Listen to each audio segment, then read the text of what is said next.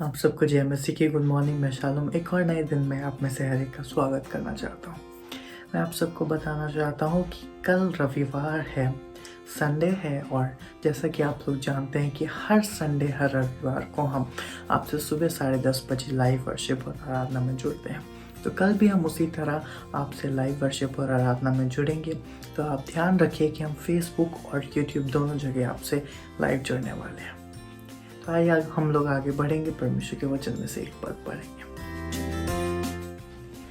Romans 8:31 If God is for us, who can be against us? ये बहुत ही ज़्यादा motivating verse है जब हम बहुत समस्याओं से घिरे होते हैं, जब हमने कुछ नहीं किया होता है और बहुत सारी चीज़ें जैसे लोग हम हमारे अगेंस्ट में चीज़ें कर रहे होते हैं, तब कहता है, तब ये जो वर्स है हमें स्ट्रेंथन करता है। जब बहुत समय सिचुएशन ऐसा होता है कि हमारी मेहनत की चीज़ जब कोई और ले जाता है, या जो हम खुद की मेहनत से पोटेंशियल से बहुत चीज़ें बनाते हैं करते हैं और उसको कोई और छीन के ले जाता है, then it hurts a lot. But ये वचन कहता है when God is on your side who can be against her. जब परमेश्वर हमारी तरफ में है तो हमारा विरोधी कौन हो सकता है।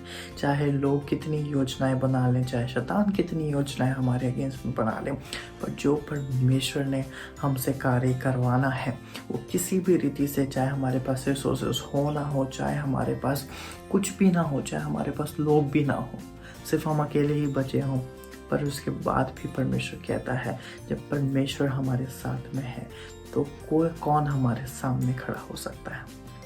तो इसी एंकरेजिंग वर्ड्स के साथ हम लोग स्ट्रेंथन हो और ज़्यादा परमेश्वर के लिए कार्य करने के लिए आगे बढ़े। आइए हम लोग उस गीत को सुनेंगे, उसके बाद बढ़ेंगे हमारे मेन वचन में।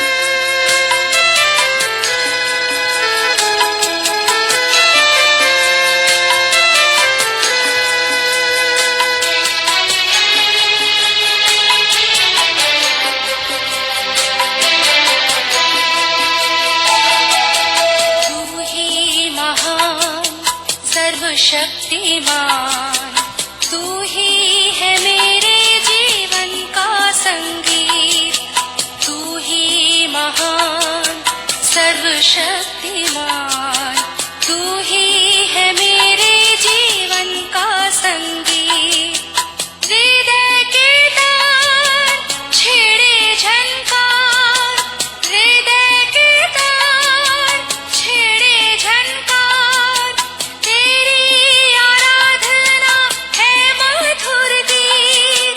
जीवन से मेरे तू महिमा पाए, एक ही कामना करूं, पाप क्षमा कर जीवन दे दे, दया की याचना करूं। प्रभु की स्तुति करते हैं कि परमेश्वर ने आज का फिर से ये सुंदर दिन हमें दिया है, और आज के दिन की शुरुआत हम प्रभु के वचन से करना चाहते हैं, ताकि हम अपने प्रभु को पहला स्थान दे सकें, जिसने हमें बनाया, जिसने आज का जीवन हमें दिया और हमें इस लायक बनाया कि हम उसकी तारीफ कर सकें। इससे पहले कि हम अपने डिवोशन में जाएं, मनन करें, परमेश्वर के साथ संगति करें, उसके वचन को अपने हृदय में बसा लें। हम प्रार्थना करें, आंखों को बंद करें और प्रभु से आशीष को मांगे। जीवन की अच्छी आशीषों के देने वाले हमारे उद्धारकर्ता प्रभु जी, आपने जीवन हमें दिया है। ये जीवन प्रभु आपकी ओर से मिला, हम इसके लिए आपको धन्यवाद, आपकी स्तुति, आपकी प्रशंसा करते हैं। हमारा हृदय आपके प्रति धन्यवाद से भरा हुआ है प्रभु कि आपने हमको सुरक्षित रखा।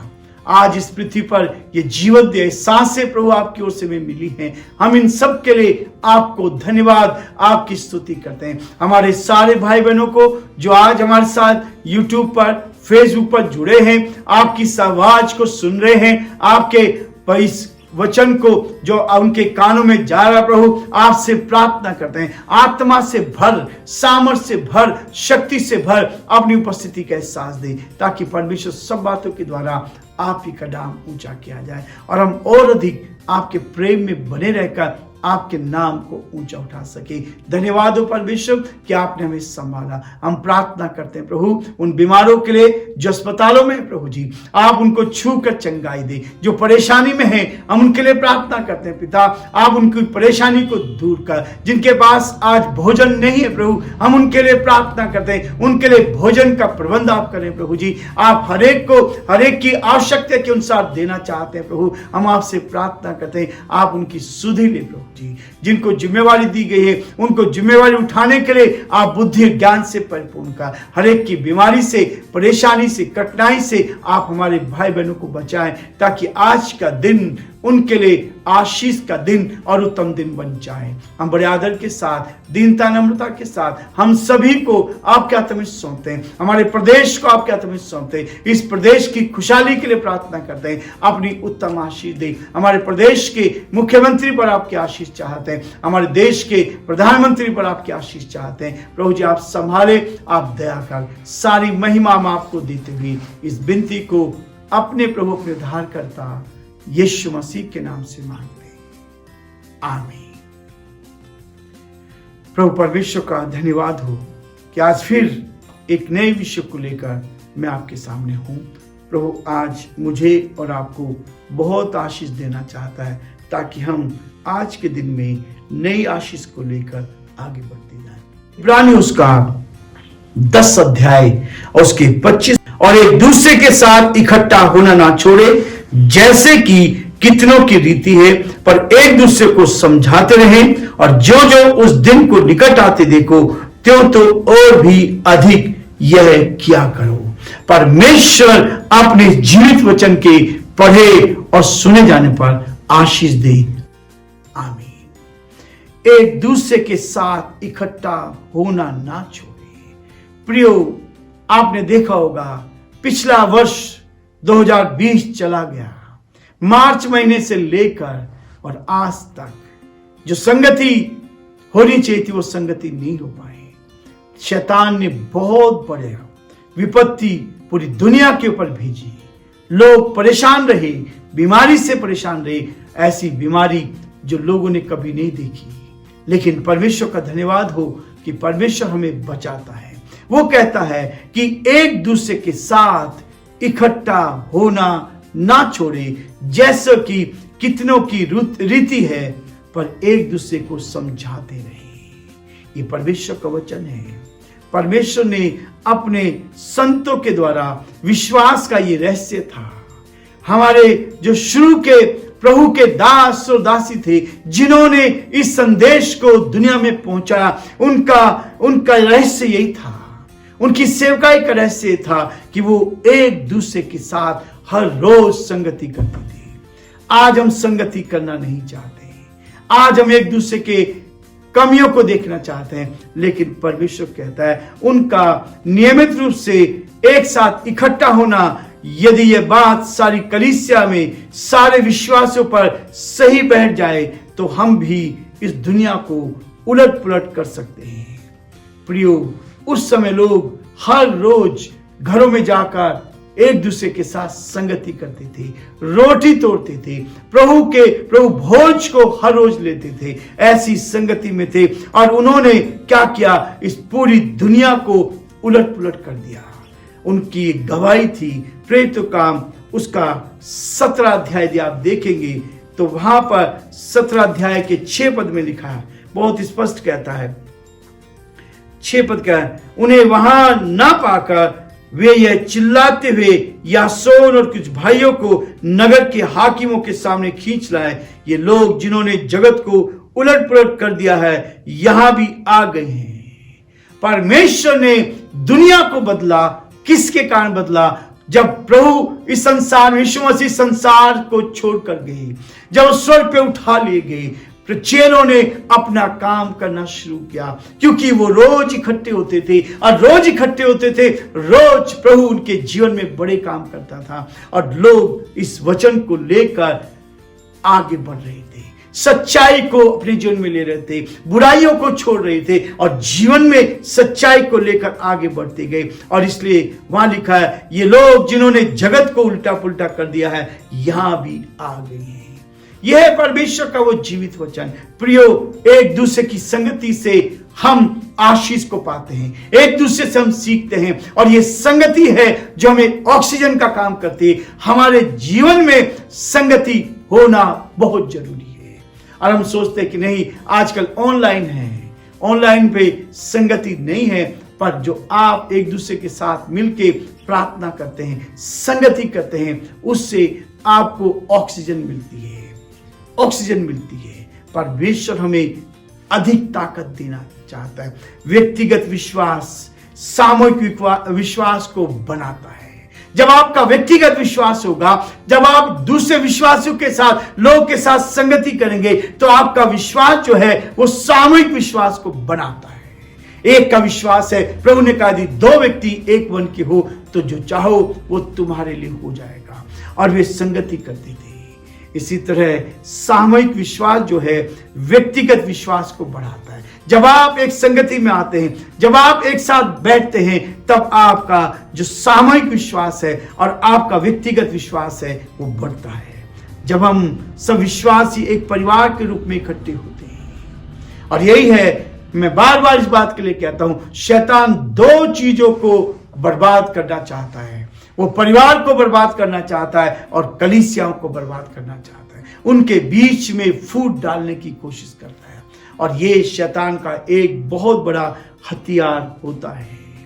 जब सब विश्वासी एक परिवार के रूप में इकट्ठे होते हैं तो हर एक का विश्वास मजबूत होता है। जहां परिवार में यूनिटी है, जहां परिवार आत्मा से भरा हुआ है, वहां परमेश्वर हमें एक यूनिटी देता है, मजबूत करता है। जब कलीसिया दुर्बल विश्वास के साथ जी जाते हैं, जब कलीसिया में हम दुर्बल विश्वास से जाते हैं, लेकिन यही एक साथ प्रभु की आराधना के पश्चात हम विश्वास में मजबूत हो जाते हैं, हमारा हृदय आत्मा भर जाती है, हम एक दूसरे को के साथ हम बैठते हैं, संगति करते हैं। घर लौटते समय हमारे होठों से स्तुति फूट निकलती है, हम दूसरों के साथ इस बात को बांटने लगते हैं, तब एक कलीसिया विश्वास में बढ़ती है। जो कलीसिया विश्वास में बढ़ती है, वहां शैतान काम नहीं कर सकता। शैतान लोगों को दोष लगाने के लिए मजबूर करता है कि वो एक दूसरे पर दोष लगाएं, लेकिन जब आप आत्मा से भरे रहेंगे, विश्वास संगति में आएंगे, तो आप दूसरों पर दोष नहीं लगाएंगे। प्रेरितों के काम की पुस्तक में हम पढ़ते हैं, वहां इस बात को देखते हैं कि कलीसिया विश्वास में स्थिर होती चली गई। परमेश्वर ने वहां इस बात को बताया, कलीसिया स्थिर होती चली गई और गिनती में प्रतिदिन बढ़ती चली जा रही थी। प्रेरितों काम उसके 16 अध्याय उसके 5 पद में हम इसको पाते हैं कि प्रेरितों काम इस बात को थी, जब विश्वासी लोग संतों की संगति, और एक और कारण और महत्वपूर्ण है, जब आप प्रभु के दासों के साथ, संतों के साथ, जो प्रभु की सेवा है, जिनको प्रभु ने जिम्मेवारी दी है, उनके साथ संगति करते हैं, तो ये महत्वपूर्ण है। ये विशेषता उन लोगों की सफलता का सहायता करती है, उन लोगों को आगे बढ़ाती है जो विश्वास में कमजोर है, जो विश्वास में कमजोर है। रोमियो उसका 14 अध्याय 1 से 4 पद में लिखा है कि कमजोर जो है, निर्बलों को अपनी संगति में ले लो, उससे निर्बल लोग बढ़ते हैं। मित्र सब समय में प्रेम रखता है और विपत्ति के दिन भाई बन जाता है।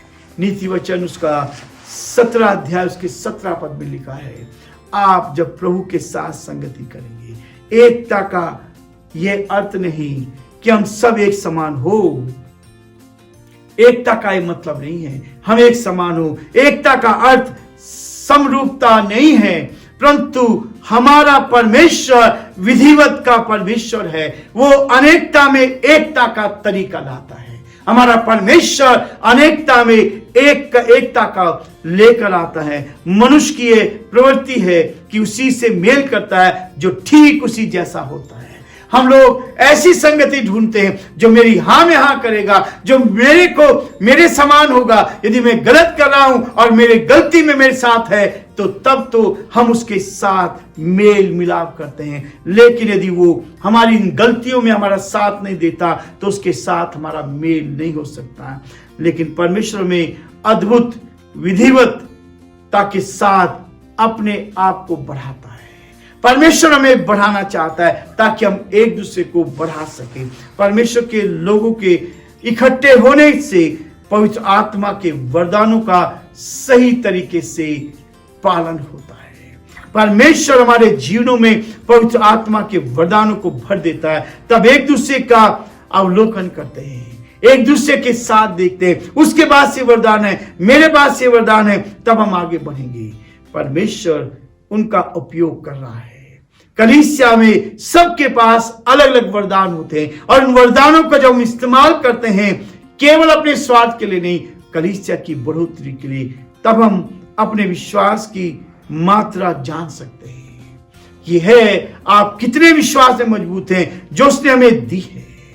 ये हमें अपनी सीमाओं के अंदर कार्य करने के लिए शक्ति प्रदान करता है।